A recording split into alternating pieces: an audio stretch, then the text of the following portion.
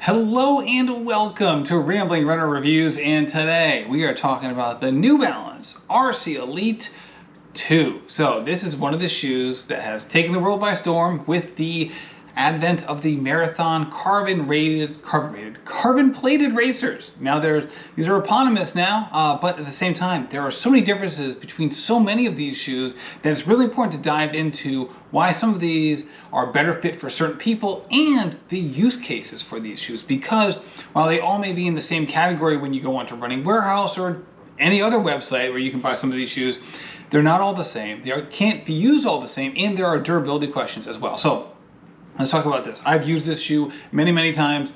Let me just skip right to the end of the page. This is my favorite running shoe, period.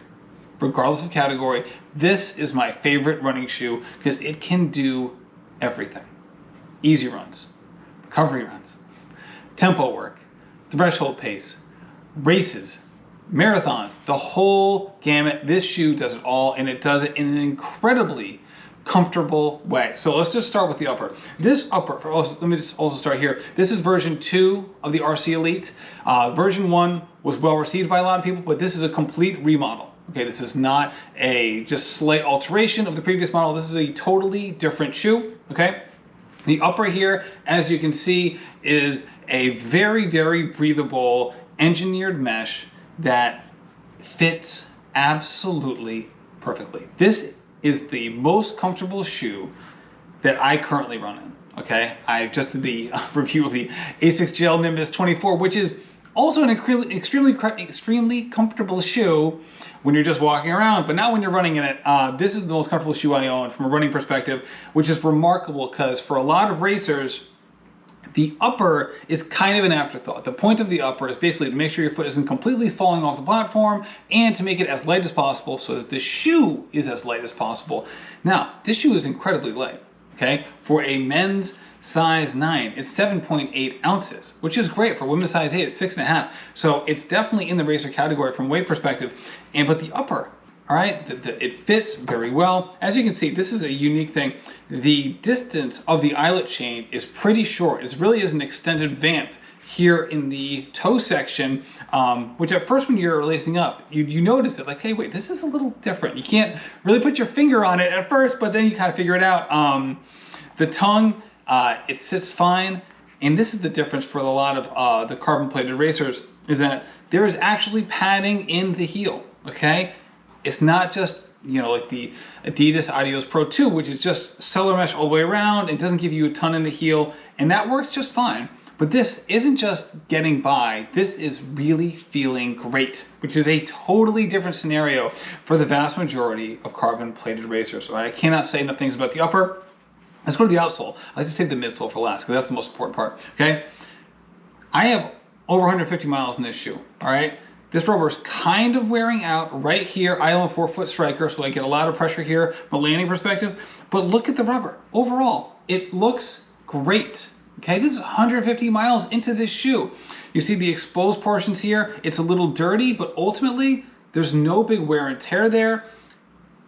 For all intents and purposes, this, from a durability perspective, is no different than daily trainers, which is a remarkable thing to say about a carbon-plated race shoe. Okay, you also see, and this is the carbon plate is right here. You can see in the divot. I can say this, I have gotten some rocks caught here. Not often.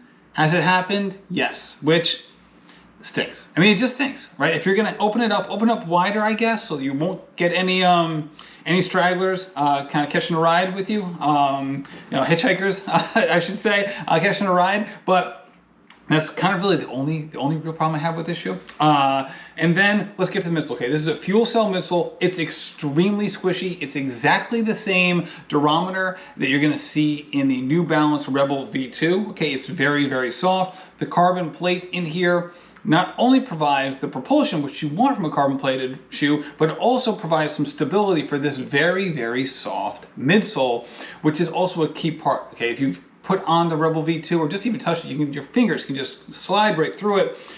With the higher stack here, 36 in the heel, 28 in the forefoot for both the men and the women, which is an 8mm drop.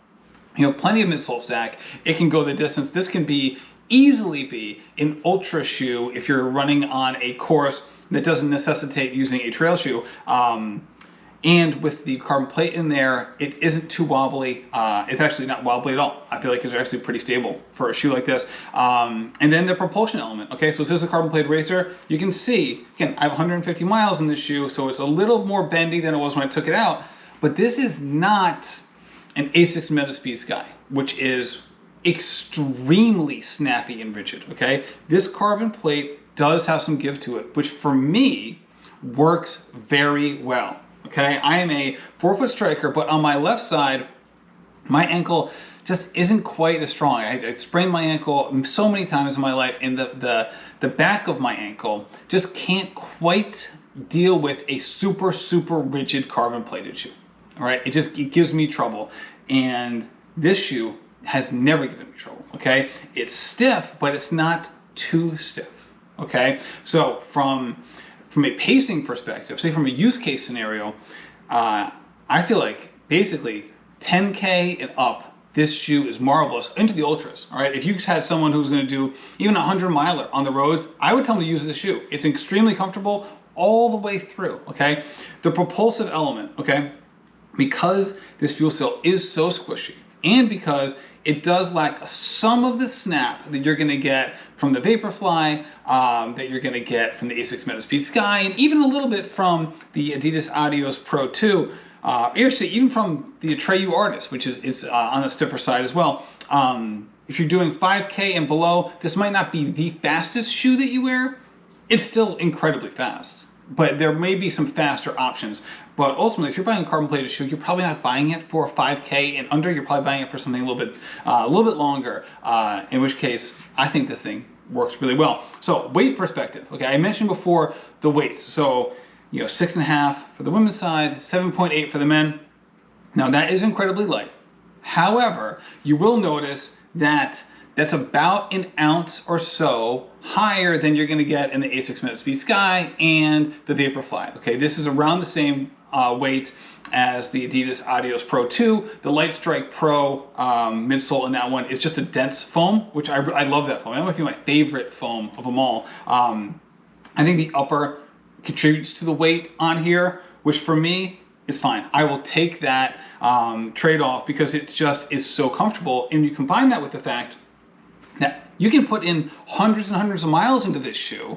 From an outsole wearer perspective, the midsole doesn't feel any different than when I wore it for the first time. It doesn't.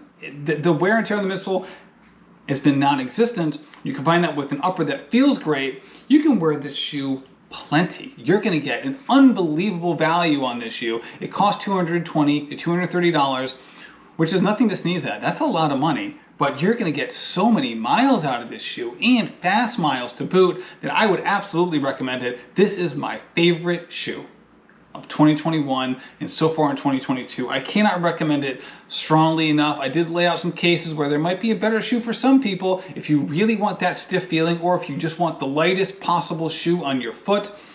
But like I said, I think that ultimately the trade-offs they made in those two areas are absolutely worth it. They work well for me, that is for sure, and I cannot recommend it strongly enough. So if you've tried this shoe, tell me what you think and how it stacks up to other carbon plated racers that you have in your arsenal. Also, go make sure you check out the Rambling Runner podcast, where we chronicle the lives of dedicated amateur runners, people just like you. Thank you so much for watching, and happy running.